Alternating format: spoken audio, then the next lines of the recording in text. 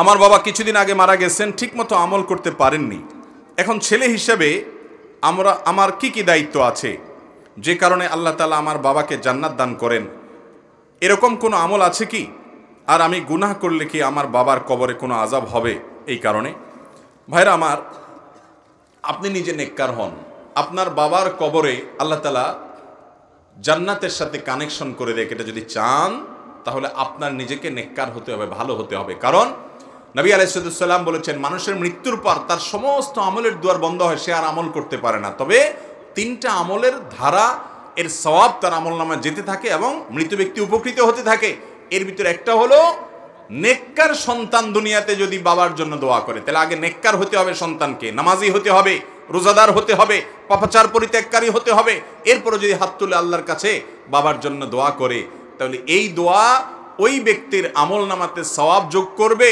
কোন কোন বর্ণনা থেকে আমরা জানতে পারি, নবী আলাইহিস সালাম থেকে বর্ণিত হয়েছে, অনেক মানুষকে কবরে তিনি জান্নাতি হলে তার মর্যাদা বৃদ্ধি করা হবে এবং তিনি বলবেন, কিভাবে বৃদ্ধি হলো?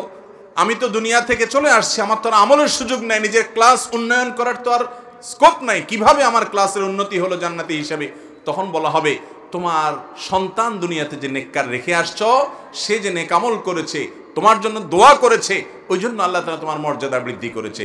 এই জন্য বাবা মার কবরে আল্লাহ তাআলা সুখ শান্তি দেখ, আল্লাহ তাআলা তাদের রূহকে শান্তিতে রাখুন, আল্লাহ তাআলা তাদের উপরে শান্তি বর্ষণ করুন, জান্নাতি করুন। এটা যদি চান তাহলে নিজে ভালো পথে চলুন, 5 ওয়াক্ত সালাত আদায় করুন, নামাজ পড়েন, হক হালালে চলেন, হারাম থেকে বেঁচে চলেন এবং ইস্তিগফার করেন, কোরআন তেলাওয়াত করেন, ইসলামের উপরে পরিপূর্ণ জীবন যাপন করেন, পাশাপাশি মা বাবার জন্য দোয়া করেন।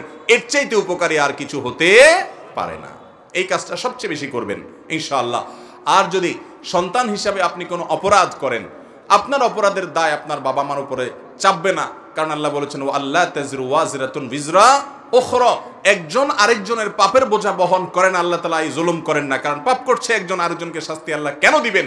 তবে যদি বাবা জানে তার মৃত্যুর পর সন্তান এই অপকর্ম করবে বা জীবদ্দশায় করে, বাবার দায়িত্ব হলো তাকে জীবদ্দশায় অসৎ কাজ থেকে বাধা দেওয়া এবং মৃত্যুর পরেও যেন সে এটা থেকে বেঁচে থাকে। এজন্য ওসিয়ত করে যাবেন যে আমি তোমাকে ওসিয়ত করে গেলাম। এরপরও যদি আপনি অপরাধ করেন, তার জন্য বাপের কোনো অপরাধ বা এর জন্য কোনো শাস্তি হবে না ইনশাআল্লাহ। অতএব যারা বাবা আছেন, সন্তানদেরকে অসৎ কাজ থেকে বাধা প্রদান করবেন।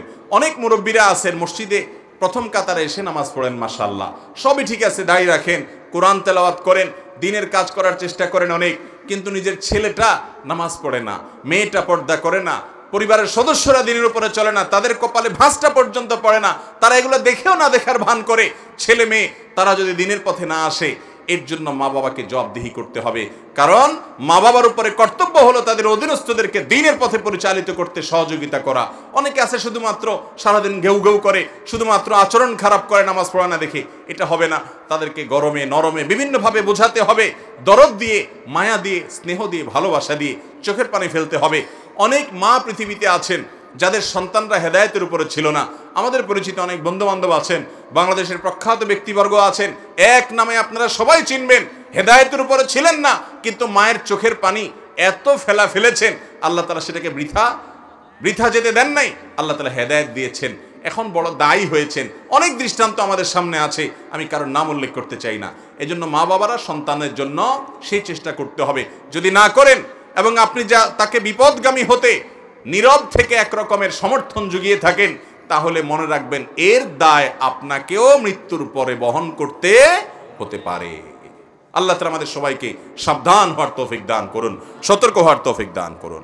এরপরে প্রশ্ন হলো, পাপাচারে জর্জরিত হলেও কোন দোয়া পড়লে আল্লাহ তাআলা সকল গুনাহ ক্ষমা করে দিবেন?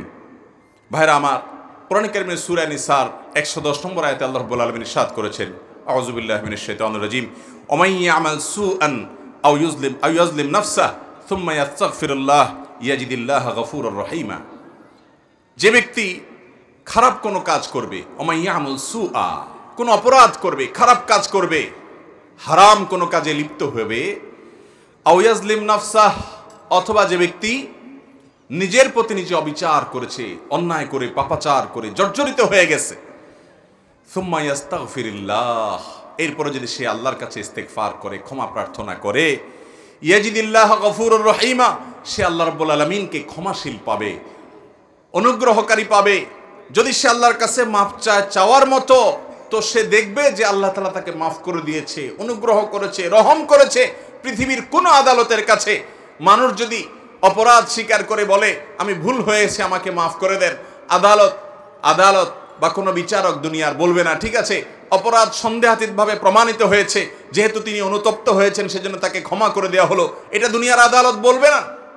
কিন্তু আল্লাহ রাব্বুল আলামিন আহকামুল হাকিমিন, বান্দা যত অপরাধ করুক, পাপ করুক, যদি তার কাছে ক্ষমা প্রার্থনা করে, লজ্জিত হয়, অনুতপ্ত হয়, মাথা অবনত করে, নিজেকে ভৎসনা করে কেন আমি এই কাজ করলাম, এত খারাপ কাজ করলাম, এবং সংকল্প করে না আমার জীবনের রুট এবং মোড পরিবর্তন করব, আমার মোড় আমি চেঞ্জ করে ফেলবো, আমি ভিন্ন রুটে চলবো, আমি তওবা করব, ইস্তেগফার করব, তাকওয়ার পথে চলবো, হারাম পথ ছেড়ে দিব।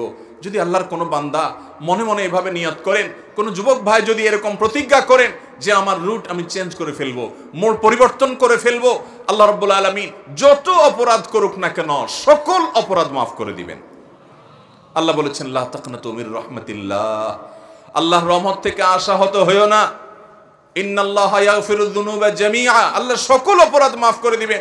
আমাদের অনেক যুবক ভাই আছেন, অনেক বোন আছেন, অনেক বিভিন্ন বয়সের মানুষ আছেন, শয়তান তাদেরকে ওয়াসওয়াসা দেয় এই বলে তুই এত পাপ করেছিস, এত অপরাধ করেছিস, কোন মুখে আল্লাহর কাছে মাপ চাইবি, কোন মুখে আল্লাহর কাছে তওবা করবি, আল্লাহর কাছে কেমনে মাপ চাইবি, থাক দরকার নাই, এই মুখ নিয়ে আল্লাহর কাছে মাপ চাওয়ার মতো অবস্থা নাই। এই কথা যদি আপনার মনে কখনো জাগ্রত হয়, উদ্রেক হয়, তাহলে আপনি নিশ্চিত হয়ে যাবেন আপনার আশপাশে ইবলিস ভরে গেছে এবং আপনার উপরে ভর করেছে, আপনার ধ্বংসের চূড়ান্ত পথে আপনাকে নেয়ার জন্য সে চেষ্টা করছে। নিরাশ হওয়া এটা মুসলমানকে সাজে না। আপনার পাপ যত বেশি হোক না কেন আল্লাহর রহমতের পাওয়ার তার চাইতে অনেক বেশি। এই জন্য দরকার হলো ইস্তেগফার, তওবায়ে নাসুহা। আল্লাহ আমাদেরকে তওবায়ে নাসুহা করার তৌফিক দান করুন। তওবায়ে নাসুহা করলে আল্লাহ তাআলা সমস্ত পাপ মাফ করে দিবেন।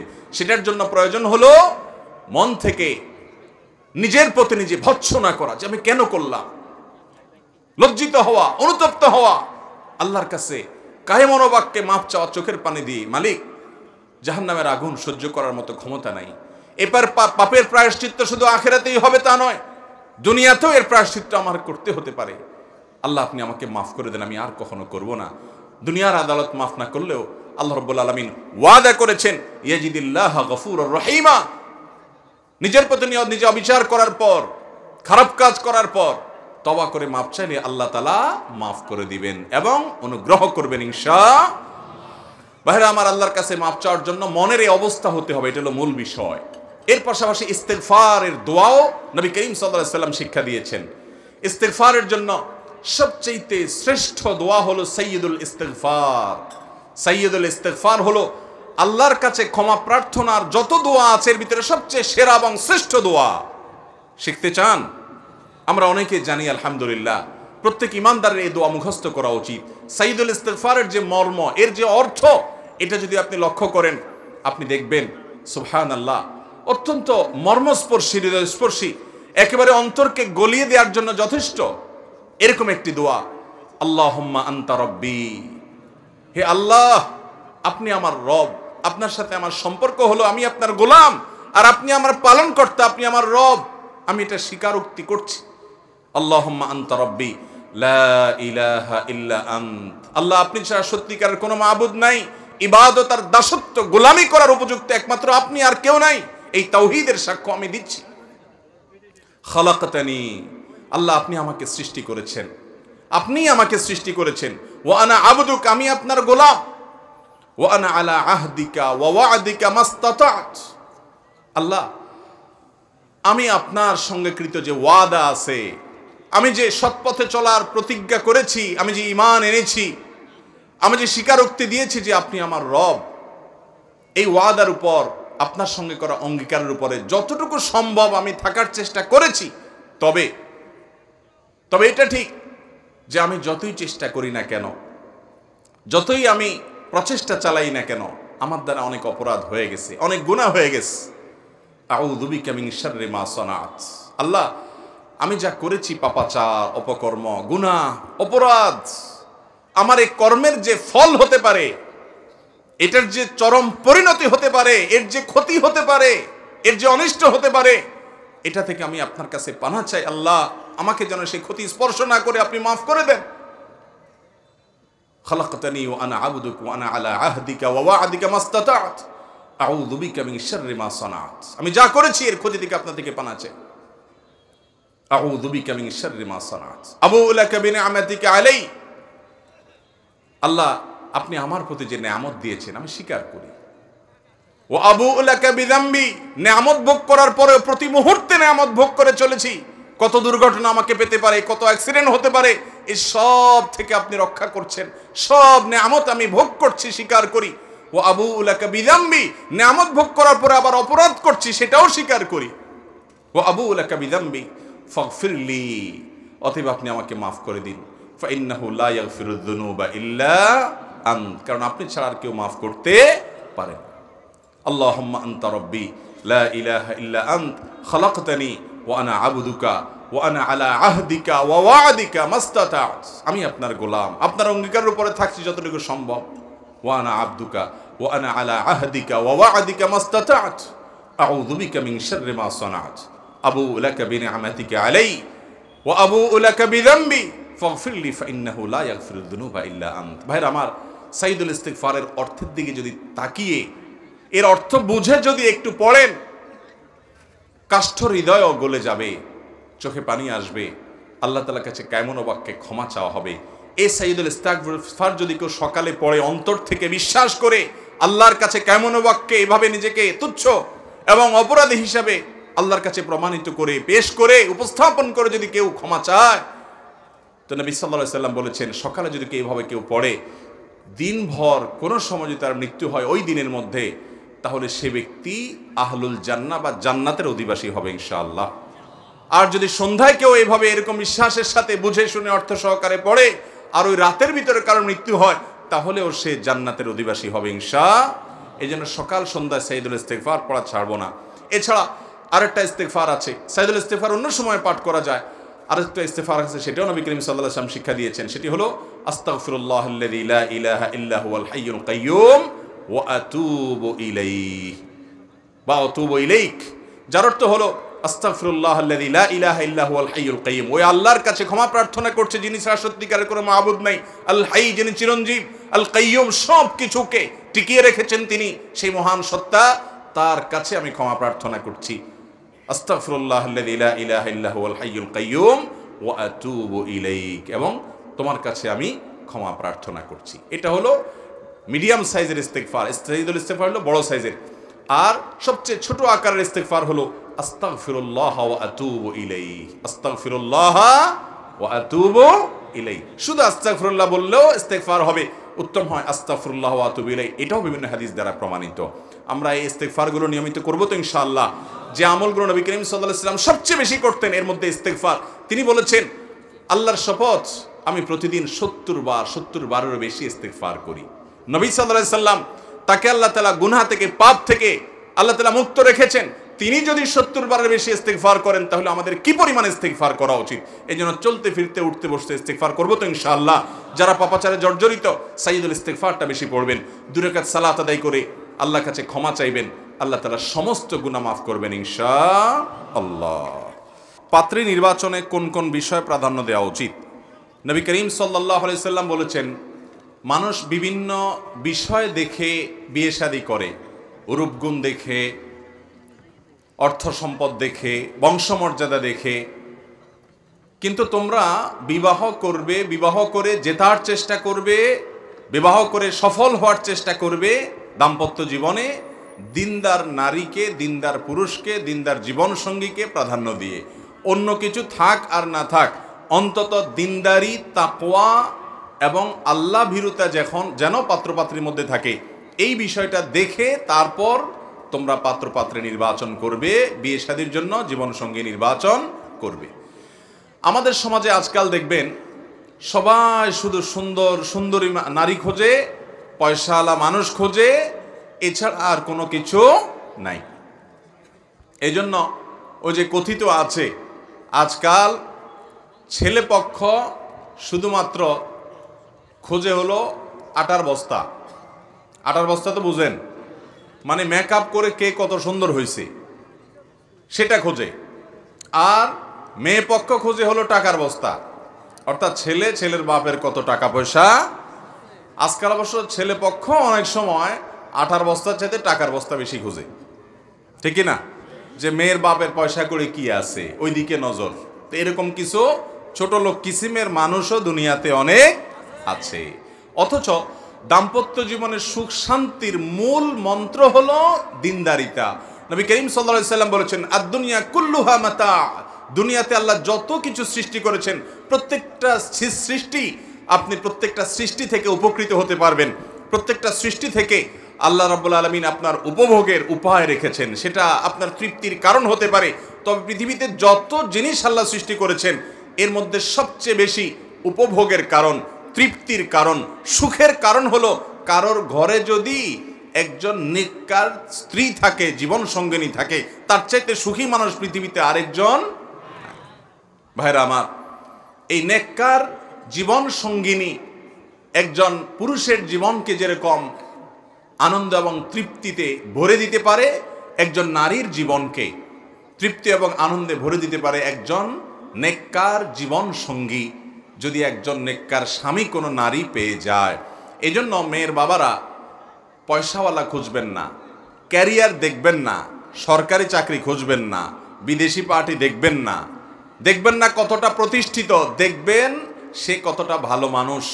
ভালো ছেলে যদি খুঁজে না পান, মসজিদে ফজরের নামাজে প্রথম কাতারে নিয়মিত কোন যুবকরা আসে খেয়াল করেন।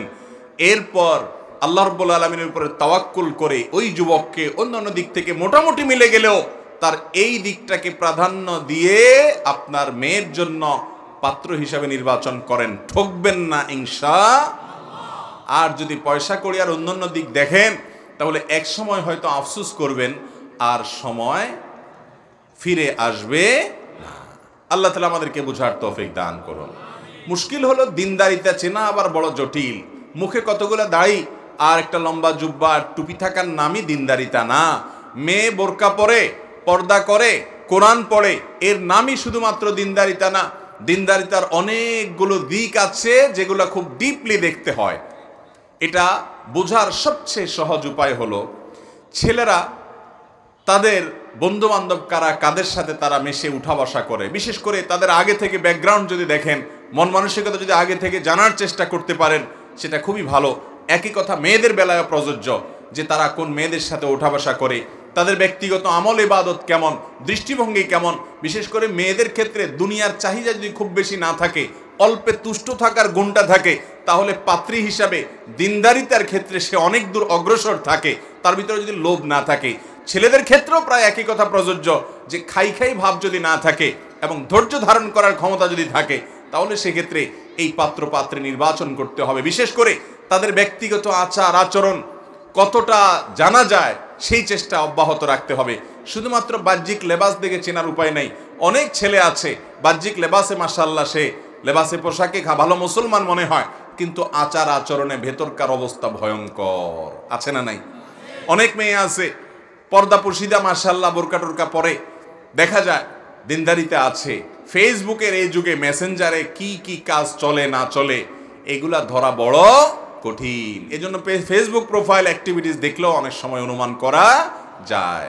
তো এই জন্য ভেতরকার খবর যতটা সম্ভব হয় জানার চেষ্টা করা, অল্পে তুষ্ট মানুষগুলোকে খুঁজে বের করা, আল্লাহওয়ালা হারাম থেকে বাঁচার জন্য চেষ্টা আছে কিনা, আর কিছু হোক না হোক তার সকল ডিসিশন সে আল্লাহ থেকে নেওয়ার চেষ্টা করে কিনা, রাসূল সাল্লাল্লাহু আলাইহি সাল্লাম থেকে নেওয়ার চেষ্টা করে কিনা, কোরআন আর হাদিসের সামনে নিজেকে পরিপূর্ণভাবে সঁপে দেওয়ার চেষ্টা করে কিনা, এই জিনিসগুলো দেখে নির্বাচন করবেন।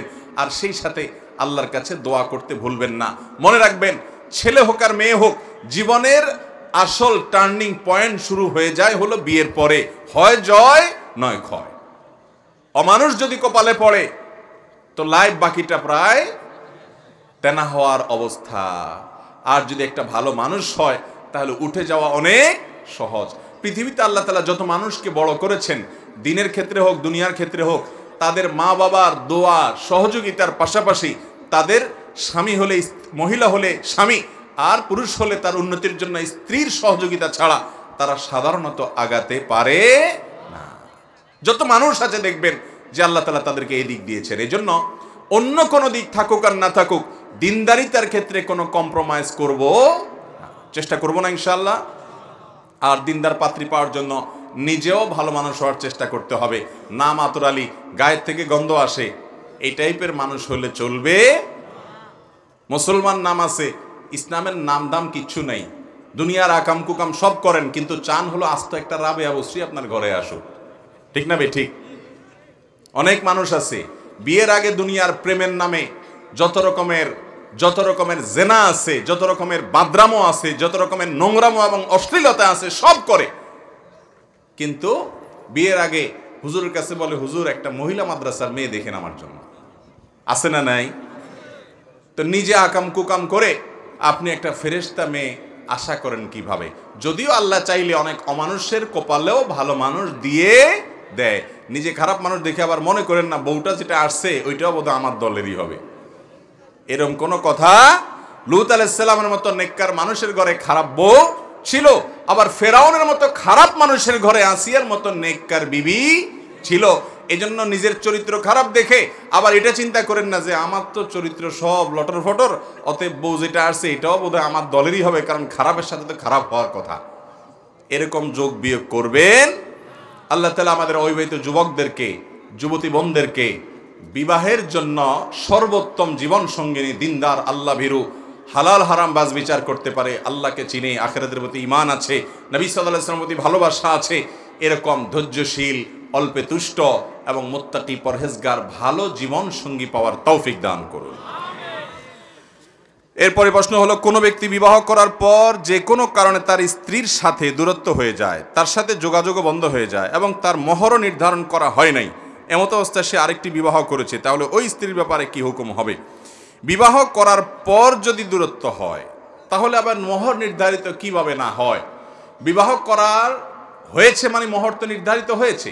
যদি কারোর মোহর নির্ধারণ করা ছাড়া বিবাহ হয়ে যায় তাহলে সেক্ষেত্রে ওই বিয়েতে ওই নারীকে মোহরে মিছিল দিতে হবে। যদি বিবাহের মোহর ঠিক হয় নাই কিন্তু প্রস্তাব হয়েছে, সম্মতি হয়েছে, দুজন সাক্ষীর উপস্থিতি ছিল, আগ্রহ হয়ে গেছে, তাহলে বিয়ে হয়ে গেছে, মোহরের উল্লেখ যদি না করা হয় তাহলে সেক্ষেত্রে ওই মেয়েকে মোহরে মিছিল পরিশোধ করে দিতে হবে। মোহরে মিছিল মানে হলো এই মেয়ের বোন এই রকম যোগ্যতার, এরকম গুণের, এরকম পড়ালেখার, এরকম কোয়ালিটির মেয়ের এই ফ্যামিলিতে এই আশেপাশে যেরকম মোহর হয়ে থাকে ওই রকম একটা মোহর নির্ধারণ করে সেটা দিতে হবে। ধরুন তার বোনরা একই রকমের পড়াশোনা, দেখতে শুনতে একই রকম, তার বোনদের বিয়েতে 3 লাখ টাকা মোহর ধার্য হয়েছে, তাহলে এই মেয়েকেও 3 লাখ টাকা দিতে হবে। এটাকে মোহরে মিছিল বলা হয় যদি মোহর ধার্য না হয়। আর যদি কোনো কারণে সম্পর্ক ছিন্ন হয়ে যায় তাহলে সেক্ষেত্রে তিনি আরেক জায়গায় বিয়ে করতে পারেন। ছিন্ন হয় নাই, ঝুলে আছে, তাও পুরুষ আরেক জায়গায় বিয়ে করতে পারেন, কিন্তু তাই বলে ওই প্রথম স্ত্রীকে ঝুলিয়ে রাখার কোনো অধিকার তার। অবশ্যই বিষয়টাকে চুকিয়ে ফেলতে হবে, হয় বিশুদ্ধ পদ্ধতিতে তালাক দিয়ে দিবে যাতে অন্যত্র বিয়ে বসতে পারেন তিনি। অনেক অমানুষ পুরুষ আছে, স্ত্রীর সাথে সম্পর্ক কোনো কারণে অবনতি হয়েছে, তালাকও দেয় না, আবার তার সাথে সংসারও করে না, তাকে ঝুলিয়ে রাখে। এরকম অমানুষ আছে না নাই? আল্লাহ তাআলা আমাদেরকে হেদায়েত দান করুন। অনেক পুরুষ এই স্ত্রীর প্রতি জুলুমের কারণে, অনেক বৃদ্ধ নামাজি কপালে দাগ পড়ে গেছে, দাড়ি পাকা বৃদ্ধ মানুষ আছেন, এক ওয়াক্ত নামাজও ছাড়েন না, 5 ওয়াক্ত জামাতের সাথে তাকবীরের সাথে প্রথম কাতারে পড়েন। অনেক এরকম চাচারা জাহান্নামে যাওয়ার কারণ হবে শুধুমাত্র ছেলের বউয়ের প্রতি জুলুম করার কারণে। অনেক বৃদ্ধা মহিলা আছেন, দিনদার, পরেজগার, তাসবিহ তাহলিল তেলাওয়াতে মাশগুল থাকেন মাশাআল্লাহ, কিন্তু ছেলের বউর বিরুদ্ধে ষড়যন্ত্র, বাদরামো, ছেলেকে উস্কে দেওয়া, নানা রকমের অশান্তি করা, এগুলোর কারণে তারাও জাহান্নামে যেতে হতে। একই কথা পুত্রবধূর জন্য প্রযোজ্য, যে শ্বশুর শাশুড়ির বিরুদ্ধে নিজের স্বামীকে উস্কে দিচ্ছে, ফুলিয়ে ফাঁপিয়ে নানান কথা বানায় বানায় বলে ভাই বোন থেকে দূরে সরাচ্ছে, মা বাপ থেকে দূরে সরাচ্ছে, এরকম কোপাল পোড়া অনেক মহিলা পুত্রবধূও আছে। এদের প্রত্যেককে বান্দার হক নষ্ট করার কারণে আল্লাহর কাছে জবাবদিহি করতে। মনে রাখবেন, সিজদা করতে করতে কপালে দাগ ফেলে দেওয়া এবং দিনের অন্যান্য কাজ করে ফেলা শুধু এগুলোই জান্নাতে যাওয়ার জন্য যথেষ্ট নয়। আপনার দ্বারা যদি কারোর অধিকার নষ্ট হয়, সে আপনার পরিবারের কেউ হতে পারে, সে আপনার আত্মীয় স্বজন হতে পারে, অপরিচিত কেউ হতে পারে। মনে রাখবেন, যদি এরকম কোনো অপরাধ থাকে তাহলে আপনার ইবাদত বন্দেগী শুধুমাত্র আপনাকে জান্নাতে নিতে পারবে। আল্লাহ তাআলা আমাদেরকে বান্দার হক আদায় করার তৌফিক দান করুন। সবাই সচেতন থাকবো তো ইনশাআল্লাহ। এরপর প্রশ্ন হলো, বর্তমান সময়ে টুপির ব্যবহার মুসলমানদের মধ্যে এক একজন এক এক রকম করে থাকে। এর মধ্যে কি এটাই বোঝায় যে এক একজন এক এক তরিকার লোক? আমি তো দ্বন্দ্বের মধ্যে আছি, বোঝানোর চেষ্টা করবেন দয়া করে। ভাই, টুপি একরকম পরলেই হলো। টুপি এটা সুন্নতে আদাহ না সুন্নতে ইবাদাহ, এটা নিয়ে মুহাক্কিক উলামায়ে কেরামের মধ্যে একাধিক ভিন্ন মত আছে। অনেক উলামায়ে কেরাম বলেন টুপি নবী করিম সাল্লাল্লাহু আলাইহি সাল্লাম সাহাবায়ে কেরাম পরেছেন, এটি ঠিক, কিন্তু এটাকে ইবাদত হিসাবে পরেছেন এমনটি তারা মানতে নারাজ। কারণ নবী করিম সাল্লাল্লাহু আলাইহি সাল্লাম টুপি পরলে সওয়াব হবে, বিশেষ নেকি হবে, পড়ার জন্য নির্দেশ দিয়েছেন, উৎসাহ দিয়েছেন, এমন কোনো বর্ণনা পাওয়া যায় না। তখনকার মানুষ যারা ছিলেন, মুসলমানরাও পড়তেন, অমুসলমানরাও পড়তেন। তখন এটা তাদের একটা সবার একটা কালচার ছিল, এমন না যে শুধু মুসলমানরাই পড়তেন আর কেউ পড়তেন না। তো যাই হোক, এই জন্য অনেক উলামায়ে কেরাম বলেন নবী করিম সাল্লাল্লাহু আলাইহি সাল্লাম পড়তেন, সাহাবীরা পড়তেন, সেই মহব্বতে আপনি টুপি পরলে অবশ্যই সওয়াব পাবেন, কারণ এটা নবীজির মহব্বতে আপনি করেছেন। কিন্তু অনেক উলামায়ে কেরাম বলেন শুধু তাই নয়, এটা সুন্নতে ইবাদাহ, সুন্নতে আদা শুধু নয়, নবী সাল্লাল্লাহু আলাইহি সাল্লাম পড়েছেন, সাহাবীরা পড়েছেন, শুধু এইটুকুর উপরে ভিত্তি করেই আপনি এই টুপিকে সুন্নাহ হিসাবে, আমল হিসাবে, পোশাক হিসাবে গ্রহণ করবেন। এটা ইসলামী শিষ্টাচারের অন্তর্ভুক্ত। তাই বলে টুপির কোনো বিশেষ ধরন ইসলাম ঠিক করে দেয় নাই। অতএব টুপির ধরন যাই হোক না কেন, সেটা টুপির কাজ যদি দেয়, এবং যে এক এক পথের অনুসারী দেখা যায় যে তারা এক রকমের টুপি পরে, আরেকজন আরেক রকমের টুপি পরে, তো এই টুপি পরার ক্ষেত্রে কেউ তো আর এই বিশ্বাস রাখে না যে এই টুপিটা পরলে, আমরা যে টুপিটা পরি এরকম টুপি পরলে সওয়াব হবে, পাঁচকল্লি পরলে সওয়াবটা বেশি হবে, জালি টুপি পরলে সওয়াবটা কম হবে, আর যে শক্ত যেটা আপনার বক্সের মতো মাথা, এটা পরলে আবার সওয়াবটা কম হবে, এরকম কোনো কথা দুনিয়াতে কেউ বলে না। অতএব এগুলোর পার্থক্যের কারণে সওয়াবের কোনো কম বেশি। কিন্তু আমরা যদি এই টুপি দিয়েও ডিভাইড করি, নিজেদের মধ্যে পার্থক্য করি, তো এর চাইতে দুঃখজনক অধ্যায় মুসলমানদের জন্য আর কিছু হতে পারে না। টুপি দিয়েও যদি ডিভাইড করি, আল্লাহু আকবার, যেই রকমের টুপির পরুক না কেন, আমার মুসলমান ভাই, সে আমার আপন, তাকে আমি বুকে টেনে নিব, আমার দলের কিনা, আমার গ্রুপের কিনা। অনেকে টুপি দেখে নির্বাচন করে যে হ্যাঁ, আমি যেরকম টুপি পরি, আমাদের লোকজন যেরকম টুপি পরে, আমার দলের লোকজন ওইরকম টুপি পরে কিনা, ওইটা দেখে সে মনে খুশি হয়ে যায় যে এটা তো আমার দলের লোক। আহা, ডক্টর খন্দকার আব্দুল্লাহ জাহাঙ্গীর রহমাল্লাহ বলতেন যে আমাদের গণ্ডিটাকে আর একটু বড় করে নেই, আমার দল তো ছোট গণ্ডি, আমি মুসলমান, আমার গণ্ডি তো আরো বড়। যতজন আহলে কেবলা, যতজনকে মুসলমান বলা যায়, আহলে সুন্নাত জামাতের অনুসারী, তারা সবাই আমার, তারা কেউ আমার পর না, তারা সবাই আমার আপন। এই গণ্ডির মধ্যে থেকে আমাদের মধ্যে ভিন্ন মত থাকতে পারে। আচ্ছা, বিভিন্ন মত, বিভিন্ন গ্রুপের আলেমদের মধ্যে আবার নিজস্ব ভেতরগত অন্তর্দ্বন্দ্ব যেটাকে বলে, বিভিন্ন গ্রুপিং যেটাকে বলে, এটা আছে না নাই? কিন্তু এটা কোথাও কেউ প্রকাশ করে না, ঠিক না বে ঠিক? মনে করেন কথার কথা কওমি মাদ্রাসা, তো কওমি মাদ্রাসার আলেমদের মধ্যেও আবার বিভিন্ন রকমের চিন্তাধারা, ছোটখাটো বিচ্ছিন্ন বিষয় নিয়ে আছে না নাই? কিন্তু এটা চান না তারা যে বাহিরে প্রকাশ হোক। আলিয়া মাদ্রাসা যারা পড়েন, তারা কি সবাই এক চিন্তার লোক হন? এক চিন্তার না। আহলে হাদিস ভাই যারা, তারা কি সবাই সব দিক থেকে একমত? অনেক বিষয়ে নিজেদের মধ্যে মত পার্থক্য আছে না নাই? কিন্তু তারা চেষ্টা করেন তাদের সে মত পার্থক্য যেন তাদের মধ্যে সীমাবদ্ধতা করে থাকে, অন্যদের মধ্যে যেন না যায়। ঠিক একইভাবে যারা হানাফি, তারা চেষ্টা করেন যে আমাদের মত পার্থক্যটা আহলে হাদিস ভাইরা না জানুক। এরকম যত গ্রুপ বলয় আছে, সবার মধ্যে বিতর্কত অন্তর্দ্বন্দ্ব আছে, তো এটাকে আমরা চাই অন্য কেউ না জানুক। তো ভাইরা আমার, আমরা তো দিন শেষে সবাই মুসলমান ভাই, আমাদের মধ্যে যে মত পার্থক্য আছে এটা আমরা ফেসবুকে উন্মুক্ত ময়দানে বলা বলি না করি। কারণ যদি বলা বলি, কারণ তারা অন্য কেউ জেনে যাবে, ভিন্ন ধর্মের মানুষরা জেনে যাবে, ইসলামের দুশ্মনরা জেনে যাবে, মুসলমানের দুশ্মনরা জেনে যাবে, যারা আপনারও দুশ্মন, আমারও দুশ্মন, সব মত পথের মুসলমানদের দুশ্মন, তাদেরকে জানায় দিলে আমাদের লাভ নাই, লস আছে। এই জন্য সেগুলোকে ঢাকার চেষ্টা করি। মত পার্থক্য আছে, থাকবে, এর মধ্যেও আমরা একে অন্যকে ভালোবাসতে পারি শুধুমাত্র এই কারণে যে সে কোরআন এবং সুন্নাহর অনুসারী, সে আল্লাহ এবং তার রাসূল সাল্লাল্লাহু আলাইহি ওয়াসাল্লামকে ভালোবাসে। হয়তো আমার মতে তার ভিতরে কিছু ভুল ত্রুটি আছে, তারপরেও তাকে আমার ভাই মনে করতে হবে, সে আমার শত্রু হতে পারে। আল্লাহ তাআলা আমাদের কলিজাগুলোকে বড় করার তৌফিক দান করুন। টুপি দিয়া ডিভাইড করা এটা খুবই খারাপ জিনিস ভাইয়েরা, খুবই খারাপ জিনিস। আল্লাহ তাআলা আমাদের সবাইকে হেদায়েত দান করুন। আমার কাছে একজন হিন্দু টাকা চেয়েছে ব্যবসা করার জন্য, ব্যবসায় 3 ভাগের 1 ভাগ আমাকে দিবে। এখন টাকা দেওয়াটা সঠিক হবে কিনা? হিন্দু ধর্মাবলম্বন করুক কিংবা খ্রিস্টান ধর্মাবলম্বন করুক বা যে কোনো ধর্মের অনুসারী হোক, যে কোনো ধর্মের মানুষের সাথে আর্থিক যে কোনো লেনদেন করা ইসলামে জায়েজ আছে। হালাল লেনদেন যদি হয় তাহলে কোনো মুসলমানের সাথে লেনদেন করতেও অসুবিধা নাই। নবী করিম সাল্লাল্লাহু আলাইহি সাল্লাম দুনিয়া থেকে চলে গেছেন, অথচ তার যে লৌহ বর্ম ছিল সেটা বন্ধক ছিল একজন ইহুদির কাছে। সামান্য কিছু খাবারের বিনিময় সেটা পর্যন্ত বন্ধক রেখে নবী সাল্লাল্লাহু আলাইহি সাল্লাম দুনিয়া থেকে চলে গেছেন। তাহলে তার কাছে এটা বন্ধক রেখে তার কাছ থেকে খাবার নিয়েছেন ধার হিসাবে নবীজি সাল্লাল্লাহু আলাইহি সাল্লাম। এটা যদি জায়েজ হয় তাহলে বোঝা গেল ভিন্ন ধর্মাবলম্বী মানুষের সাথে বিভিন্ন রকমের আর্থিক লেনদেন, কেনাবেচা, ব্যবসা বাণিজ্য করাতে অসুবিধা নাই। এরপরে প্রশ্ন হলো, আমি একজন ছোট ব্যবসায়ী, নাম বলবো না। অনেক নেতা আমার নিকট থেকে বাকি নিয়ে টাকা দেয় না, কিন্তু নামের আগে হাজি উপাধিও লাগায়, আমি চাইতেও পারি না। ভাই, এই সমস্যা তো গ্রামে শহরে সব জায়গায় এরকম হাজি নামের কিছু পাজি যেরকম আছে, নেতা নামের কিছু অমানুষ, কিছু মাস্তান, কিছু গুন্ডা সব সমাজেই কম বেশি আছে।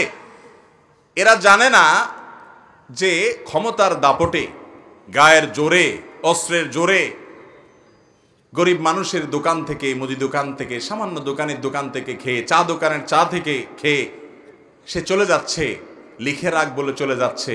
লিখতে লিখতে ওই বেচারার খাতা একটার পরে আরেকটা লেখা শুরু হয়ে যায়, টাকা দেওয়ার কোনো খোঁজ খবর থাকে না। যে ব্যক্তি এই কাজগুলো করে সে জানে না যে পৃথিবীতে কোনো মানুষকে ঠকাতে পারে। পৃথিবীর কোনো মানুষকে কেউ কোনোদিন সত্যিকারের ঠকানো যেটা বলে এটা করতে পারে না। কারণ মুসলমান জানে এই দিন দিন নয়, দিন আরো, সেই দিন প্রতিটি পয়সার কণার হিসাব দিতে তুমি ঠকাতে পারবা না। নিজের কপাল নিজে পুড়ছ, সেদিন তোমাকে হিসাবদিহি করতে হবে পাই পাই করে। নবী করিম সাল্লাল্লাহু আলাইহি সাল্লাম বলেছেন, সেদিন আসার আগে নিজেদের মধ্যকার লেনদেনগুলো চুকিয়ে নাও। যেদিন কেউ কারোর কোনো কাজে আসবে না, কেউ কাউকে ছাড় দিবে না, বাপ ছেলেকে দিবে না, স্বামী স্ত্রীকে দিবে না, সবাই সবার পাই পাই করে হিসাব নিবে। আল্লাহ তাআলা বিচার করবেন পুঙ্খানুপুঙ্খ করে। দুনিয়ার গুন্ডামি মাস্তানি সেখানে চলবে, সবগুলোর বিচার হবে। ও মাস্তান ভাই, আল্লাহর পথে যদি বিশ্বাস থাকে, মুসলমানের সন্তান হয়ে থাকো, তাহলে বিশ্বাস রাখো, নিশ্চিত জেনে রাখো, এই অভাবী মানুষ কিয়ামতের ময়দানে আল্লাহর কাছে বিচার করে তোমার গলায় জিঞ্জির লাগাবে, তোমাকে সেদিন বিচার করা হবে। আর যে নামের শুরুতে হাজী সাহেব লাগাইছে, অনেক মানুষ আছে নামাজ কালাম পড়ে, মাশাআল্লাহ ভালো মানুষ, এই শুধু গুন্ডা মাস্তান না, অনেক দেখতে ভালো মানুষও আছে যে মানুষের হক মারে।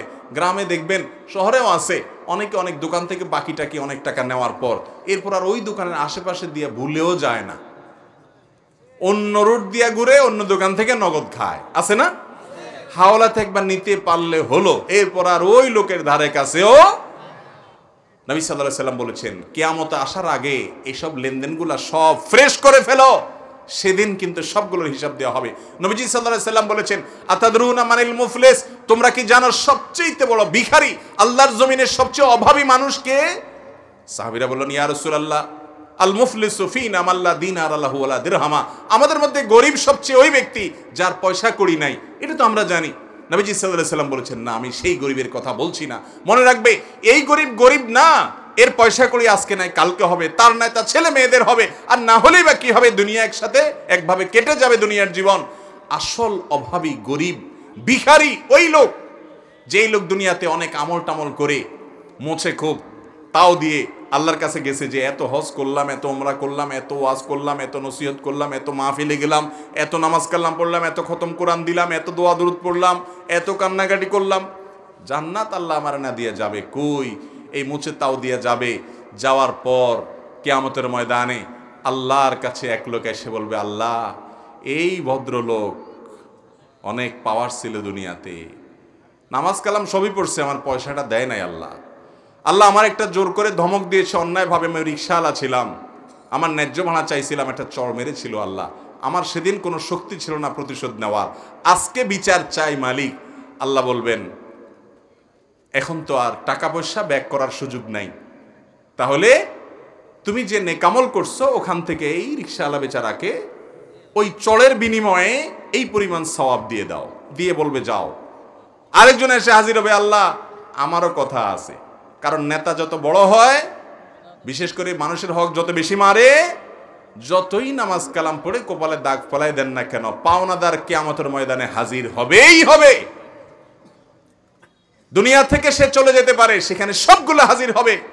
প্রাপ্তবয়স্ক হওয়া থেকে নিয়ে মৃত্যু পর্যন্ত যত মানুষের হক মেনেছেন সবাই চতুর্পাশ থেকে ঘিরে ফেলবে এবং আল্লাহর কাছে একজন একজন করে দাবি পেশ করবে। আল্লাহ প্রত্যেকের দাবি চুকাবেন।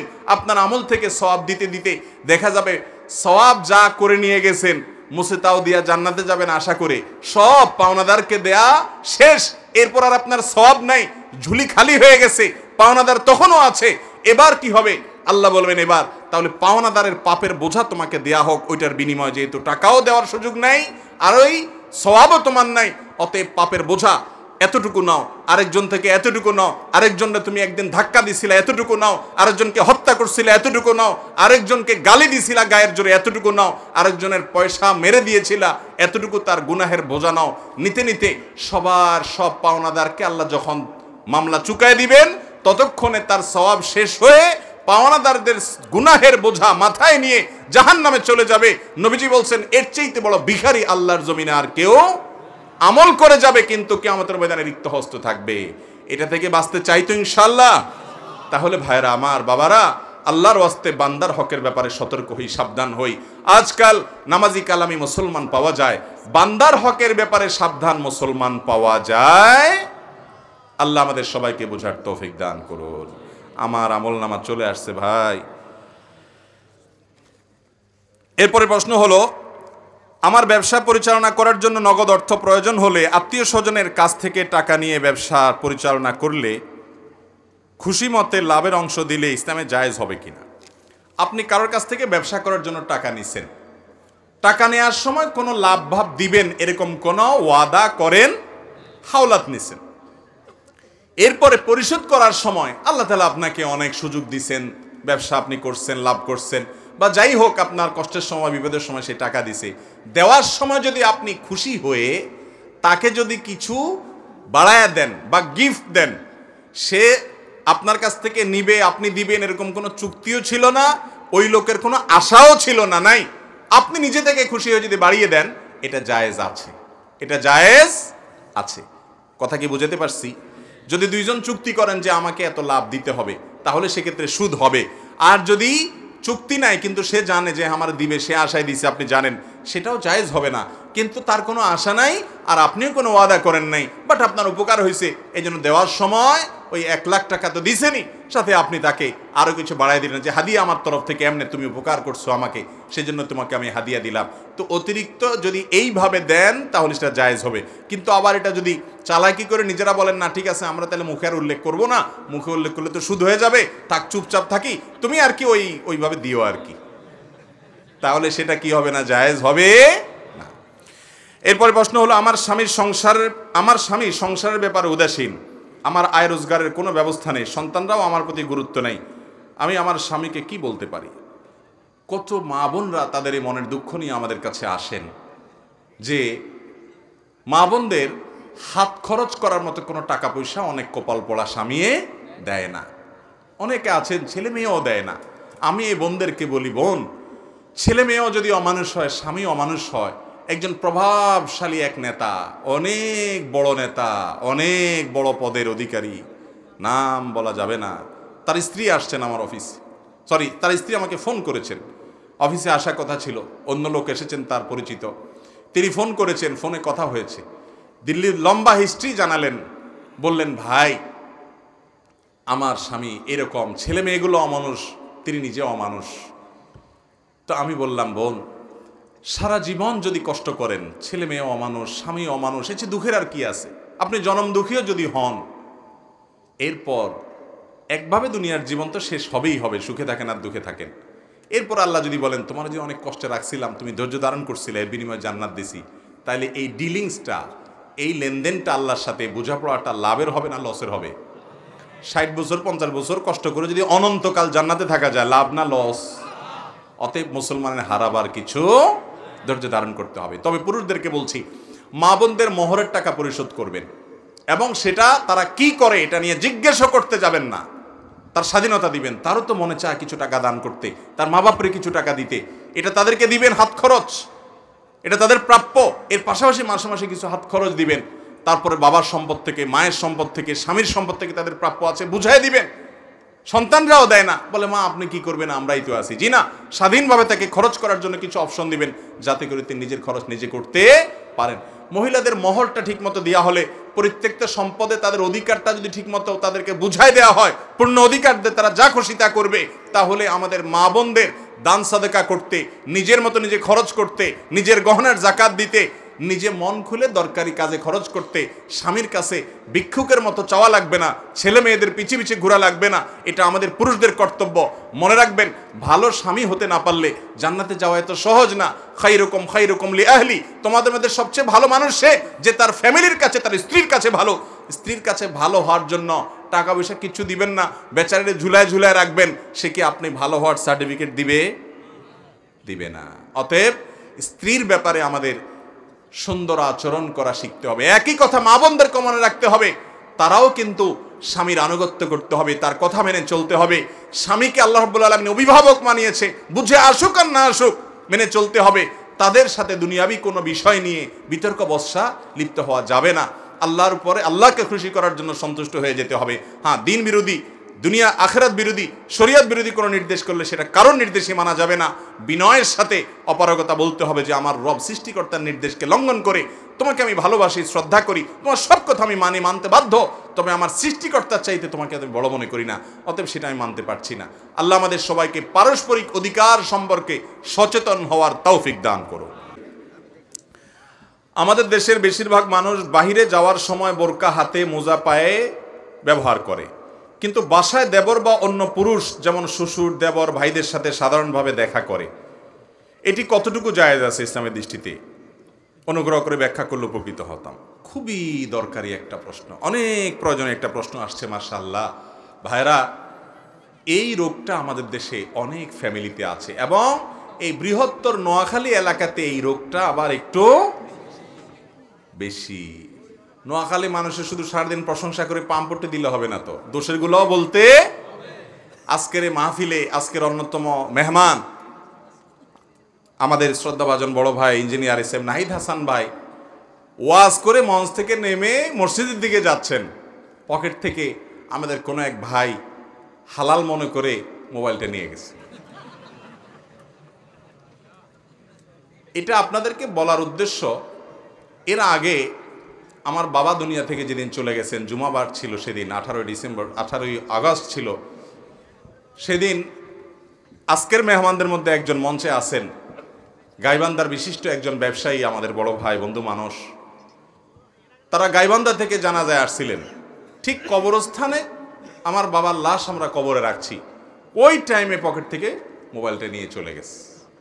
আমি নোয়াখালী, বৃহত্তর নোয়াখালীর মানুষ হিসাবে আমি লজ্জা পাইছি যে গাইবান্ধা থেকে আব্বার দাফনে জানাজায় এসে কবরস্থান থেকে মোবাইল চুরি। আর এই মাহফিলে এ আল্লাহর বান্দা ওয়াজ করে মাত্র নামছে, চোর চিন্তা করছে হয়তো যে হুজুর ওয়াজ করছে, দেখি সবর কদ্দুর আছে হুজুরের, আজকে টেস্ট হয়ে যাক, এই জন্য মনে মোবাইল নিয়ে গেছে।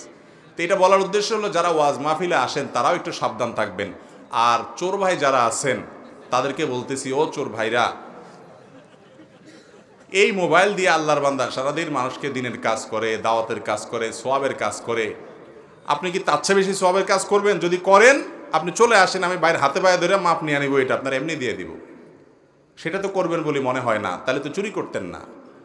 অন্যের হক মেরে দ্বীনের মজলিসে এসে অন্যের হক মেরে কবরস্থান, মানুষ কিভাবে দুনিয়া থেকে চলে যায় সেখান থেকে শিক্ষা গ্রহণ করার কথা নবীজি বলেছেন, ফাইনহা তুযাক্কিরুকুমুল আখিরা, কবরস্থানে গেলে তোমাদের আখিরাতের কথা স্মরণ হবে।